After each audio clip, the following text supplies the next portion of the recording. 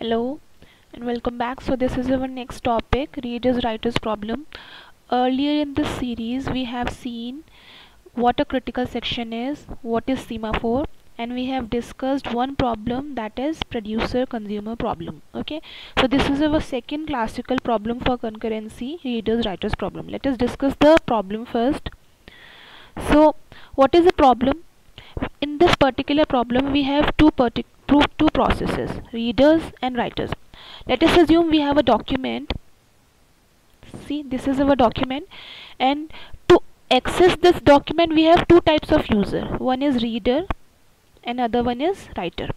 We do understand the meaning of reader and writer. Readers कौन है जो इस document को read कर रहे हैं. They are accessing the data of this document. Okay, what is a writer? Which is manipulating the data of this document.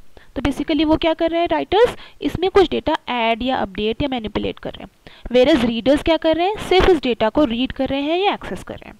Okay, तो इस पर्टिकुलर स्ट्रक्चर में प्रॉब्लम कहाँ है?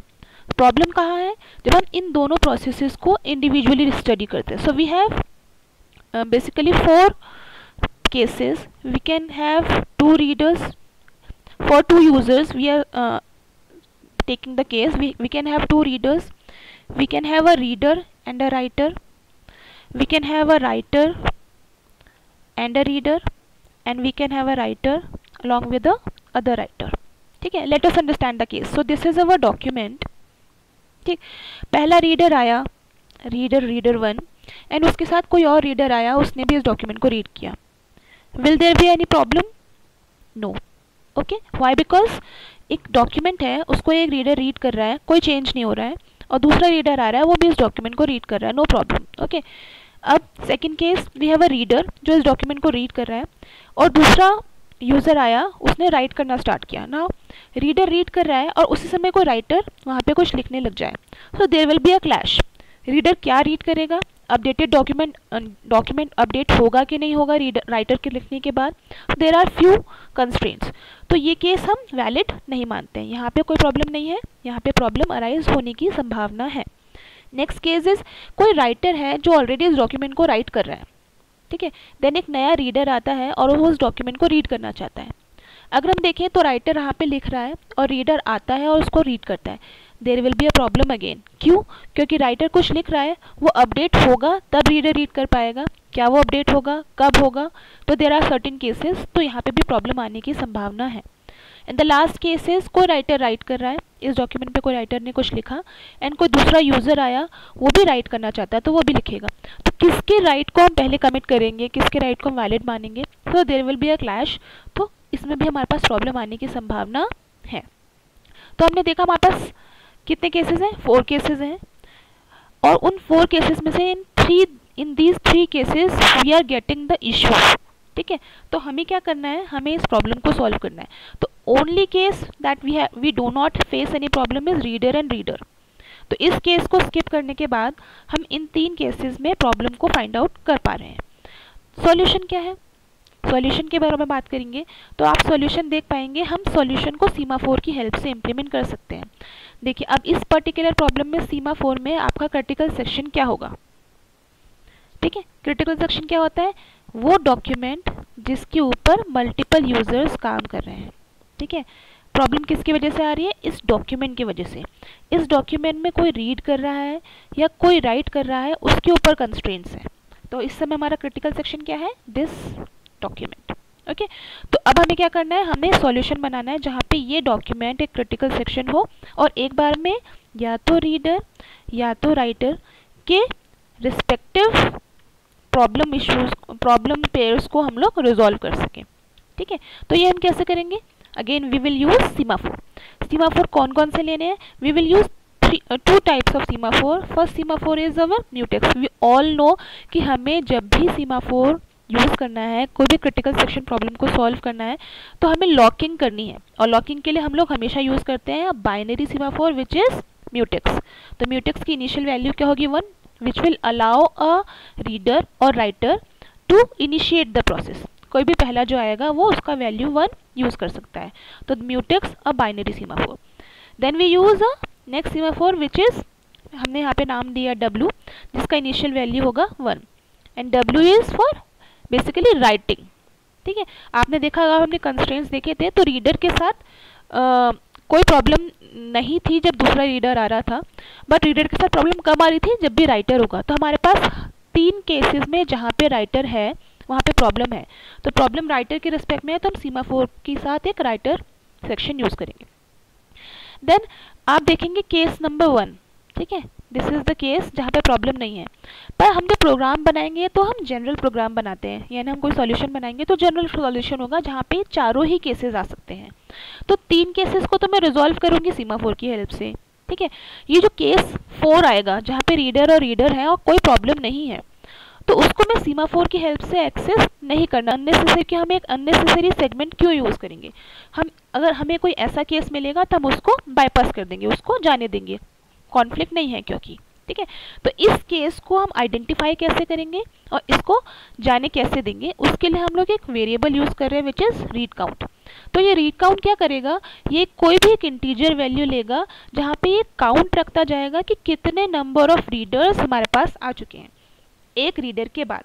ठीक है, if we are the first reader, then उसके बाद अगर सेकेंड रीडर आया I will allow, third reader आया आई विल अलाउ। तो ये कितने रीडर्स आते जा रहे हैं एक रीडर के बाद, इसका काउंट रखने के लिए हम रीड काउंट यूज़ करते हैं।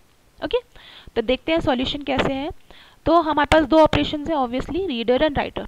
तो राइटर का operation is very very easy. Writer का ऑपरेशन का क्या करना है, राइटर जब भी आपको मिलेगा, ये जब भी आप राइट कर रहे होगे, कोई और ऑपरेशन परफॉर्म हो ही नहीं सकता। हमारे पास कौन से केसेस हैं, जब राइटर परफॉर्म हो रहा होगा, तो जब मतलब हमारे पास जब पहला ऑपरेशन राइट है तो उसके पास 2 ऑप्शन हैं, या तो अगला भी राइटर ही होगा या अगला रीडर होगा।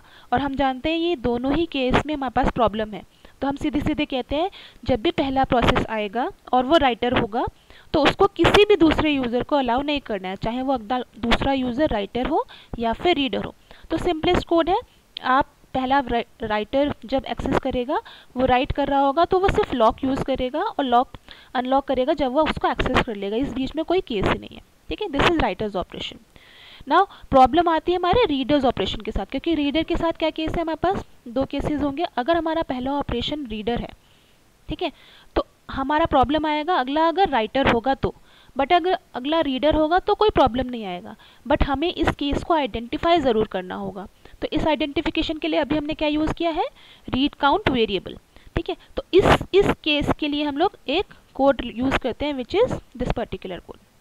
ठीक है, इस कोड में भी हमारे पास 2 सेक्शंस है। अगर आप देखेंगे this is 1 section and this is another section.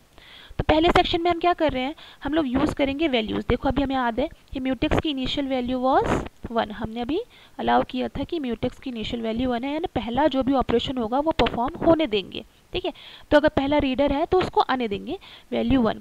पहला रीडर आया, उसने म्यूटेक्स की वैल्यू वेट करी, हम जानते हैं wait operation will decrement the value, तो म्यूटेक्स की नई वैल्यू क्या हो जाती है हमारी 0। ठीक है, नाउ इनिशियली रीड काउंट की वैल्यू क्या थी हमारी, जब हम लोग आप देखेंगे मैं आपको दिखा देती हूँ। ठीक है, जब हमने रीड काउंट को इनिशियलाइज़ किया था तो इनिशियली अभी हमारे पास कोई भी रीडर्स नहीं थे, तो हमने इनिशियली रीड काउंट की वैल्यू को क्या रखा था 0। तो हम लोग यहाँ पे भी रीड काउंट की वैल्यू को क्या रखते हैं 0, इनिशियली कोई रीडर नहीं है। बट जब हमने पहला रीडर आने दिया तो हमें क्या करना पड़ेगा, रीड काउंट की वैल्यू को बढ़ाना पड़ेगा, यानी कि अब हमारे पास एक रीडर आ चुका है। ठीक है, अब हम यहाँ पे इस पर्टिकुलर सेक्शन में देखेंगे। हाँ, इस सेक्शन में हम क्या कर रहे हैं, हम चेक कर रहे हैं कि क्या इस सीन में क्या हम पहले रीडर हैं। ठीक है, इससे बेनिफिट क्या होगा, देखिए अगर हमें पता चल जाएगा हम पहले रीडर हैं, ठीक है, तो हम अगर पहले रीडर हैं तो हमारा ये रिस्पॉन्सिबिलिटी हो जाएगा कि हम ये चेक करें कि हमारे बाद अगला कौन आ रहा है, अगला रीडर आ रहा है या राइटर आ रहा है। अगला रीडर आ रहा है तो हम उसको अलाउ करेंगे, पर अगला राइटर आ रहा है तो हम उसको रोकेंगे। ठीक है, तो हमें यहाँ इसलिए हमने ये कंडीशन लगाई, ये चेक कर रहे हैं if R C is equals to 1, यानी अगर रीड काउंट की वैल्यू 1 है तो यानी आप पहले रीडर हो, और अगर आप पहले रीडर हो तो आपका काम है इस वेट को रोकना। ठीक है, तो आपने यहाँ पे क्या करा, राइट को आपने रोका, राइट ऑपरेशन को आपने वेट कर दिया, यानी राइट ऑपरेशन की जो भी इनिशियल डब्ल्यू की हमारी वैल्यू थी वो हमारी 1 थी, उसको आपने क्या करा, डिक्रीमेंट करके 0 कर दिया। इस केस में अगर आप रीड काउंट की वैल्यू 2 रखते हैं, यानी अब ये देखते हैं जैसे कि हम कि अगर नेक्स्ट केस में कि अगर हमारा नेक्स्ट रीडर आया, देखते हैं यही ऑपरेशन हमें लगाना पड़ेगा। अगर नेक्स्ट रीडर आएगा तो फिर से मैं वेट के पास जाऊंगी, है ना, पहले यहाँ पे ख़त्म हो जाए। उसके बाद जब सिग्नल म्यूटेक्स, तो यहाँ पे आप क्या करोगे, इंक्रीमेंट, वी नो सिग्नल क्या करता है, इट इंक्रीमेंट्स द वैल्यू। तो यहाँ पे इसने क्या करा, म्यूटेक्स की वैल्यू को वापस इंक्रीमेंट कर दिया, यानी इसने अब इंडिकेट कर दिया कि मैंने चेक कर लिया है कि मैं पहला रीडर था, और इसके बाद अगर कोई वेट ऑपरेशन आएगा तो मैंने राइट ऑपरेशन आएगा तो मैंने उसकी ऑलरेडी वैल्यू 0 कर दी है, यानी कोई नया राइट ऑपरेशन नहीं आ सकता। बट मैं ये अलाउ करूँगा कि नया रीडर आ जाए, इसलिए मैंने इसको क्या करा, सिग्नल कर दिया, यानी वापस 1 कर दिया। तो जैसे ही मैंने म्यूटेक्स की वैल्यू को 1 किया तो अगला रीडर तो अंदर आ सकता है, बट राइटर को आने के लिए 1 चाहिए था, पर राइटर को आपने ऑलरेडी 0 कर दिया है। ठीक है, तो ये आपका पहला रीडर अंदर आ गया। इसी केस को अगर हम देखें कि अगर मेरे को एक और रीडर को अंदर लाना है पहले रीडर के बाद, तो मैं यही कोड दोबारा से चलाऊंगी, सेम कोड। अब देखेंगे वेट ऑफ म्यूटेक्स वैल्यू 1 है, तो यानी नेक्स्ट रीडर आ सकता है। नेक्स्ट रीडर अंदर आया, उसने वेट को वापस 1 को 0 कर दिया। ठीक है, रीड काउंट प्लस प्लस, पहले आपकी वैल्यू 1 थी, प्लस प्लस करके आपने 2 कर दिया, 2 रीडर हो गए। आपने चेक किया क्या वैल्यू 1 के बराबर है, नो वैल्यू 1 के बराबर नहीं है, यानी कि अब आप दूसरे रीडर हो, आप पहले रीडर नहीं हो। तो आपको इस वेट को राइट को आपको डिक्रीमेंट करने की ज़रूरत नहीं है, आप इसको स्किप कर दोगे। ठीक है, नेक्स्ट आप क्या करोगे, सिग्नल ऑफ म्यूटेक्स, यानी आप इसकी वैल्यू को वापस इंक्रीमेंट कर दोगे बाय 1। ठीक है, क्लियर है, दोनों केस हो गए। जब हमने पहला रीडर चेक कर लिया और रीडर के बाद हमने दूसरा रीडर आया तो उसको भी आने दिया। अब आप क्या कर सकते हो, आप डॉक्यूमेंट को रीड कर सकते हो। आप मतलब कौन, दोनों ही रीडर, अभी 2 रीडर अंदर आ चुके हैं, दोनों ही रीडर्स जो है इस डॉक्यूमेंट को रीड कर सकते हैं। ठीक है, बस बाकी बचा हुआ सेगमेंट क्या है, हमें इसको एग्जीक्यूट करना है, यानी वापस सेगमेंट को ओपन करना है। यानी अब आप इन रीडर्स को धीरे धीरे करके निकालोगे, यानी एक रीडर डॉक्यूमेंट को रीड करके जाना चाहता है, फिर दूसरा जाएगा, तो कैसे जाएगा, हम ये कोड को चलाएंगे। हम क्या करेंगे, वेट ऑफ म्यूटेक्स, वेट की वैल्यू इनिशियली क्या अभी क्या है 1, हमने क्या करना है, डिक्रीमेंट बाय 1, तो वहाँ पे वैल्यू क्या हो जाती है हमारी, मैं यहाँ पे लिखती हूँ, अब हमारी म्यूटेक्स की वैल्यू क्या हो जाती है 1। ओके, ठीक है ना। आप रीड काउंट को डिक्रीमेंट कर रहे हो, डिक्रीमेंट करने का मतलब क्या है, रीडर्स जा रहे हैं, यानी रीडर्स इस डॉक्यूमेंट को रीड कर चुके हैं, वो बाहर निकलना चाहते हो, तो डिक्रीमेंट बाय 1, रीड काउंट की वैल्यू 2 थी, आपने क्या कर दी, डिक्रीमेंट बाय 1 कर दिया। ठीक है, एक रीडर बाहर जा रहा है। अब आप मगर बाहर जाते समय भी देखेंगे हमें फिर चेक करना पड़ेगा, क्योंकि देखो अब आप बाहर जाओगे तो एक रीडर या सेकंड रीडर बाहर चला गया। ठीक है, पर हमें चेक करना है कि क्या कोई और रीडर बचा है, क्योंकि जब आप आ रहे थे तो आपको चेक करना था कि क्या आप पहले रीडर हो तो आपकी रिस्पॉन्सिबिलिटी है कि आप नेक्स्ट रीडर को आने दोगे, बट राइटर को नहीं आने दोगे। ठीक है, ऐसे ही जाते समय रीडर की ही रिस्पॉन्सिबिलिटी, यानी लास्ट रीडर की रिस्पॉन्सिबिलिटी है कि जाते समय वो अलाउ करे कि अब राइटर आ जाए। ठीक है, तो ऐसा केस हम कब पॉसिबल होगा, जब हम फिर से चेक करेंगे क्या आप लास्ट रीडर हो, if RC is equals to 0, क्या आप लास्ट रीडर हो। अगर आप लास्ट रीडर हो तो आप सिग्नल की वैल्यू को जो आपने यहाँ पे 0 की थी इसको 1 करते हुए जाओ। ठीक है, ऐसा करना है। तो हमने चेक किया क्या अभी RC की वैल्यू 0 हो गई, नहीं, अभी तो अभी RC की वैल्यू 1 है, यानी अभी एक रीडर अंदर बचा है। ठीक है, तो हमने उस रीडर को सेव किया। नेक्स्ट हमने क्या किया, सिग्नल ऑफ राइट, अभी नहीं किया हमने, सॉरी, ये हम कोड नहीं चलाएंगे क्योंकि अभी वैल्यू 0 नहीं मिली। सिग्नल ऑफ म्यूटेक्स, तो आपने म्यूटेक्स की वैल्यू को वापस क्या करा 1, सॉरी अभी आपने यहाँ पे वैल्यू को डिक्रीमेंट करके 0 कर दिया था, नाउ आपने वैल्यू को सिग्नल करके वापस 1 कर दिया। ठीक है, फिर अभी एक रीडर बचा है तो आप फिर से यही कोड चलाओगे, वेट ऑफ म्यूटेक्स, यानी अभी आप देखोगे वैल्यू 1 है तो ओके आप आ सकते हो, वैल्यू को आपने डिक्रीमेंट करा by 0। Read count minus minus, value 1 है, आपने डिक्रीमेंट करा बाय 0।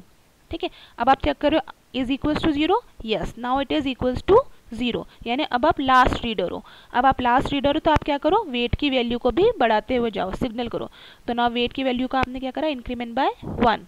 ठीक है, एंड म्यूटेक्स की वैल्यू को भी इंक्रीमेंट बाय 1। तो इस तरह से लास्ट में मुझे क्या मिल गया, वेट ऑपरेशन इक्वल्स टू 1 ना, यानी sorry write operation equals to 1।